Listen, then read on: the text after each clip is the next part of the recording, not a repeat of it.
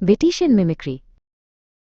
बेटिशियन mimicry पारिस्थितिकी में एक प्रकार का रक्षात्मक अनुकरण है। इसमें एक हानिरहित प्रजाति मिमिक एक अन्य खतरनाक या अरुचिकर प्रजाति मॉडल के चेतावनी संकेतों की नकल करती है। यह अनुकरण शिकारियों प्रेडेटर को धोखा देने में मदद करता है। इस घटना की सफलता मॉडल, मिमिक और प्रेडेटर के घनत्व पर निर्भर करती है। प्रभावी होने के लिए मिमिक की संख्या मॉडल की संख्या से कम होनी चाहिए।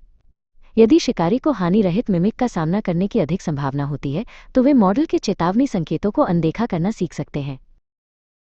प्रेडेटर मॉडल प्रजाति को उसके चेतावनी रंग अपोज़िमिटिज्म से पहचानना और उसे खाने से बचना सीखते हैं।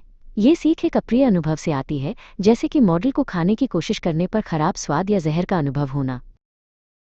क्योंकि मिमिक प्रजाति मॉडल के समान दिखती है, प्रेडेटर दोनों से बचते हैं।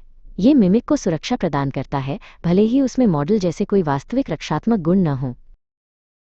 एक उत्कृष्ट उदाहरण जहरीली मोनाक तितली मॉडल और हानिरहित वाइसरॉय तितली मिमिक है।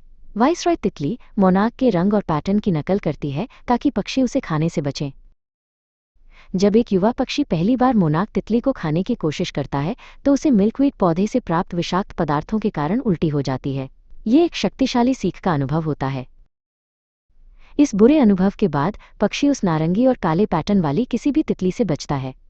इस प्रकार वाइसरॉय तितली को भी सुरक्षा मिलती है, क्योंकि शिकारी उसे खतरनाक मोनाक समझने की गलती करता है।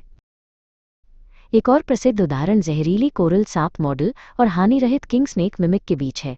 दोनों सांपों पर लाल, पीले और काले रंग के छल्ले होते हैं। हालांकि इन छल्लों का क्रम अलग होता है। कोरल सांप में लाल और पीले छल्ले एक दूसरे को छूते हैं। किंग स्नेक में लाल और काले छल्ले एक दूसरे को छूते हैं। शिकारी अक्सर लाल पीले को छुए तो खतरनाक नियम सीखते हैं। बेटिशियन मिमिक्री प्राकृतिक चयन नेचुरल सिलेक्शन का एक शक्तिशाली उदाहरण है। ये दर्शाता है कि कैसे प्रजातियां अपने अस्तित्व की संभावनाओं को बेहतर बनाने के लिए अपने पर्यावरण और अन्य प्रजातियों के साथ जटिल तरीकों से अनुकूलन करती हैं।